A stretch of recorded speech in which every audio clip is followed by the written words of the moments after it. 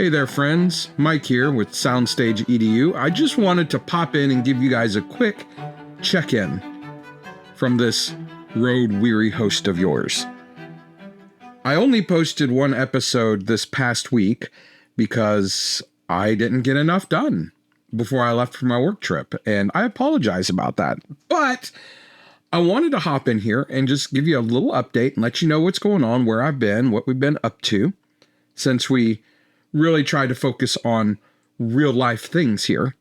You know, I I am a production engineer, I guess we could say. And I'm a mentor in the schools. But when the full-time job calls and says, hey, we got a show we need you to go do, I go do it. That's the way it works. Work a lot, love it. But sometimes other things kind of fall by the wayside. And I'm not going to say I forgot about you guys. I was constantly thinking, constantly on my toes and looking for the next thing to get ready for you guys. And, you know, in between sessions at my conference, I was outlining new episodes for you, creating documents for some of the people that have asked about them, and just looking at the analytics of this podcast to make sure we're headed in the right direction. And while I'm there, if you haven't done so yet, click follow on Spotify or Apple or wherever it is you're following, wherever you listen to your podcasts. That really helps us get the word out further, because if you like it, then maybe the platform will show it to someone else who might like it. That's how we grow. So I really appreciate your help with that. You can also comment and you know all the things. Do all the things. But let me tell you what happened. And if I sound a little tired and a little disconnected, it's because I am. The last couple of weeks have been a blur. And I mean, I've been out of town for the last couple of weeks, and yet I've still managed to get some episodes posted. The joys of automation, right? But I still dropped the ball a little bit. But in these 2 weeks, I flew to Atlanta with the owner of my company for a site visit. Spent a couple of days there, looking at the venue, making sure that we were going to fit. Then I flew over to Oklahoma City from there, and I climbed into a truck and drove it all the way to Huntsville, Alabama for the National Weather Association's 50th annual conference.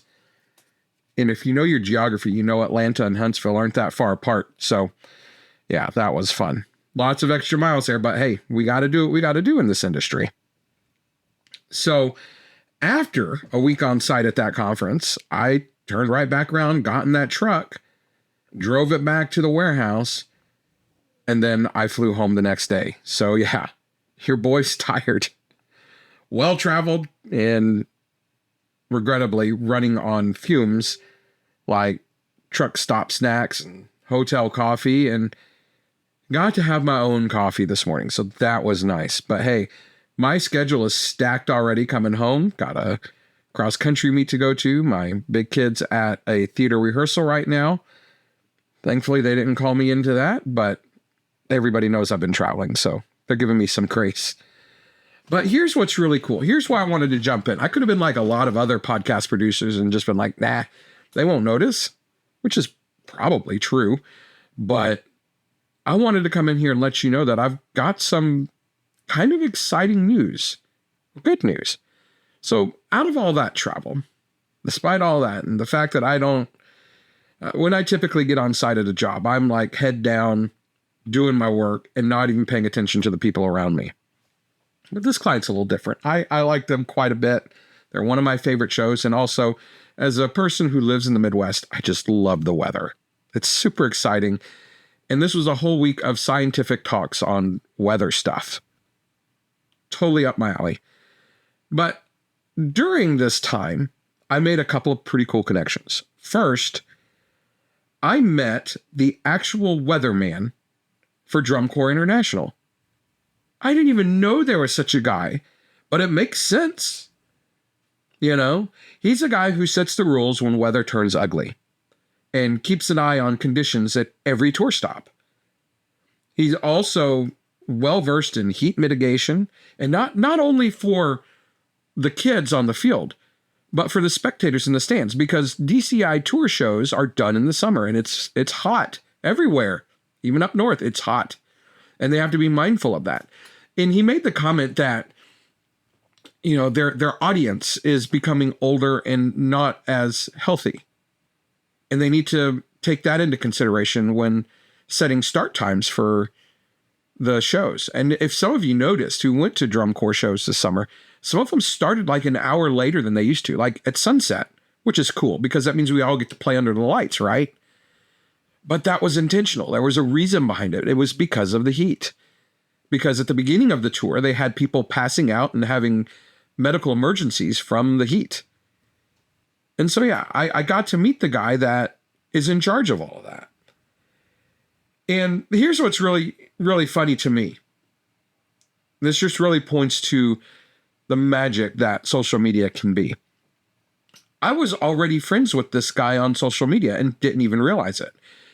Because as I've been building this podcast and building the audience, I've been intentional about finding people that could support or be a part of this conversation. And he was mutual friends with a lot of my other educator friends that I'm actual friends with. And I'm like, oh, and look, there's pictures of him at a DCI event. You know, I should be friends with this guy. Didn't really know what he did, but there was a lot of content that he was posting that spoke to me. So, I mean, that's how you make a friend on social media. But yeah, I was friends with the guy and I didn't even realize it. But one of my clients, one of the client contacts I have with the NWA, who also follows this podcast because she is a PhD musician, she was like, "Oh, I should introduce you to it." And I'm like, "Oh, that would be so cool." And so she did. And we had a good conversation. But what's even funnier to me was later on in that day, and I think it was actually when we were in strike, because this was the last day of the event. So we were doing strike. We're packing up. And I just took a breather and scrolled my feed real quick because there's a lot of other stuff going on. But I saw a picture in my feed of him accepting an award at the conference. Now, I'll be honest with you. I don't even remember what the award was for. And I apologize to him for that. But when you're producing a big show, those little details tend to slip right through. And oftentimes you're just in survival mode and you want to get it done and you want to get it done well. But the kicker, when I saw the picture, I literally thought, that stage looks familiar. It kind of looks like my stage. Because it was my stage. It was my stage. It was hilarious. And that just goes to show you, students, that's how tired you get on these road shows. But you make it. I got home. I made it. But here's the cool part about that connection. There may be an opportunity to bring him onto the podcast when heat prep and weather safety become hot topics. And that pun was totally intended. But yeah, not sure how that's going to look. It may be, a few months down the road, but we're going to start talking and he's going to help me get some documents and some things in place to help the parents with heat prep and heat mitigation when marching band rolls back around the corner. And so that wasn't the only connection. During the show, in between shows, you have downtime. And that's when I was checking on other things that I need to check on. And I saw a post that really got my attention. And it was basically a post about that said something like, this is paraphrasing. It was like, hey guys, just a word of warning. Oh, and this was in a percussion instructors group. And he's like, hey guys, I just want to let you know that before you actually start to work for a group, make sure you have a contract. And I could just feel his disappointment in what he was posting.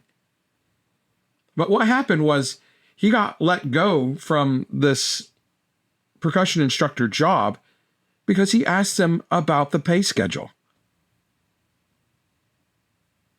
Let that sink in. He asked when he was going to get paid, and they fired him. And I was like, guys, I've heard stuff like this. I mean, stuff like this has happened to me 30 years ago.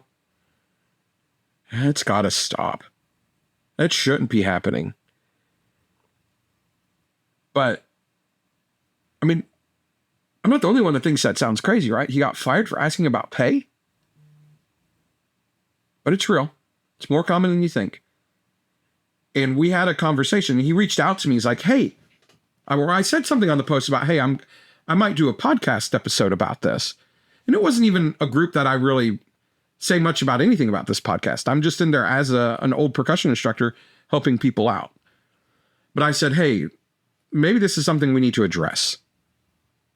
Because I know as a 20-year-old, it's harder to face the contract and have that conversation.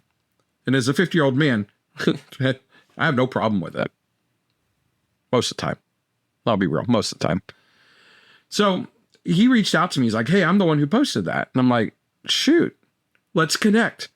So long story short, he's going to be joining me soon, real soon. So we can dig into why contracts matter and how we can protect ourselves in the small but mighty marching arts community. I know there's I read a statistic somewhere about 20,000 marching band programs across the country, but we're still a small community, guys. And we've got to stick together. We've got to help one another. But we're gone over 10 minutes, 11 minutes actually, and I want to get off here because I've got things to do. I need to get ready for a cross-country meet and all this stuff. But listen, thank you for hanging with me through this gap. It's little. I've seen worse than other people, but thank you. Thank you for hanging through, for continuing to listen to the catalog. And, I promise it'll be worth it. This month coming up is going to be great. Bandtober. It's right around the corner. Fall theater season about to explode. And we'll have a lot to talk about in the coming weeks because I'm getting ready to go on another community theater production. And I'm sure I'll have plenty of stories for you guys. Plenty of advice. Because we're going to really start training students and parents on how to do this because I'm not always going to be around. Because there was the very real chance that I was going to be across the country on another event. But that just recently canceled. So I'm going to be around. I'm going to get them ready. And hopefully put them in a position to where they can run the show themselves under my supervision. And then we can just build from there. That's how this works. So like I said, we're going to have a lot to talk about in the coming weeks. But until then, guys, take care of yourselves. Get some rest when you can, because clearly I haven't. And remember, let's raise the bar together.